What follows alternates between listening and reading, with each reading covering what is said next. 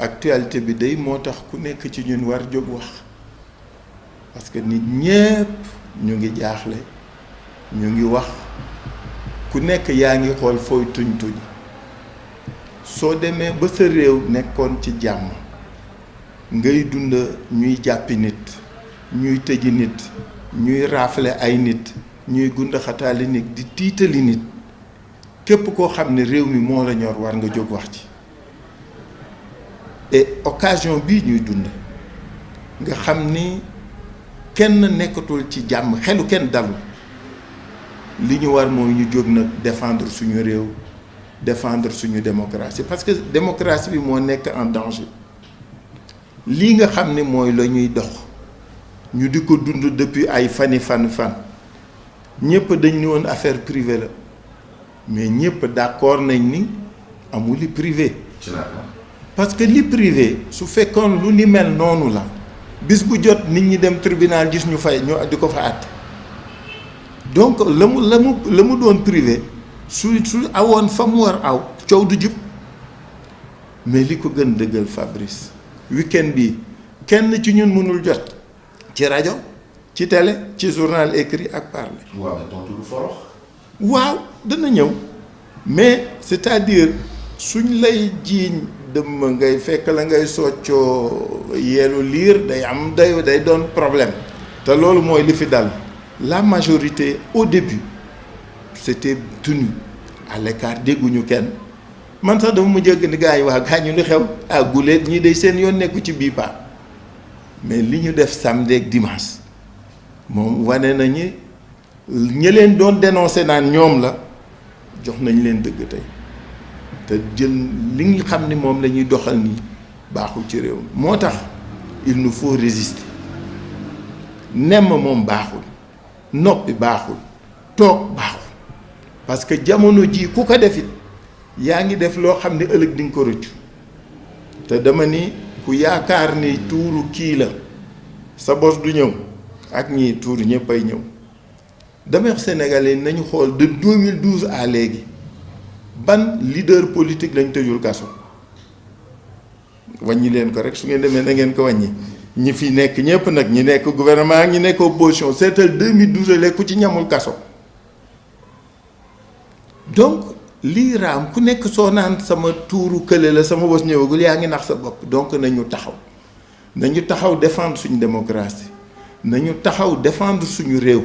nañu taxaw pour que suñu rakk ji ñu bañ ko néewal doole nasaxal ko. waaw dafa am date 23 mars. finalement 23 mars. 3 mars 3 mars autant pour moi finalement 3 mars lii dafa. xëy na seen sëriñ leen ko digal c'est mystique ou c'est mythique en tout cas daal 3 mars moom léegi mi ngi bëgg xew yàlla bu mu doon nag 3 mars ba pare dem 7 mars. dégg nga de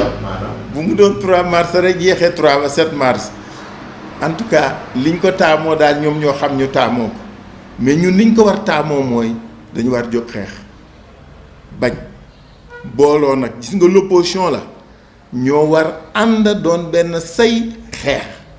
pour que ñu bañ nasaxal xale bi pour que ñun ñëpp ñu taxaw ñu bañ nasaxal démocratie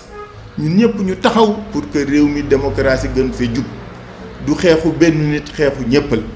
moo tax ku nekk ci ñun góor jigéen mag ak ndaw war nga jóg war nga dox war nga wax mais ñuy mettre en garde les magistrats nous avions de très bons d'excellents magistrats dans ce pays et ba léegi nous en avons mais lu tax nit ñi di ŋàññe ñenn ñi ñooñu ñoo nangu lu kenn dul nangu seen morom xam nga kenn bañul ku la àtte gëm sa réew gëm say institution moo tax ñenn ñi su leen dañu nangu ko parce que yaakaar nañ ni loolu mooy li war mais am na ci ñoo xam ni xam nga li ci kanam rawu li bët li ci kanam menacé wu ma kenn mais ji nga li ci kanam rawu li bët mais magistrat yi nga xam ne gëm nañu seen liggéey xam nañu seen bopp ñooñu la ñuy wax nañ dem wax ak ñi ci des ni leen lu ci nekk ci nett lay mujj et que lii ñuy def rafetul baaxul jug. waaw mais Sonko mu ne du wuy ci justice bi loolu ci sa xalaat loo xalaat yow. waa xam nga na ma ko waxee woon la moi je pense que mënuma doon avocat am mais déglu woon naa ko te xam nga demoon naa seeti ko wax ak moom dégg jote donc ci làmmiñam procédure biñ ko teg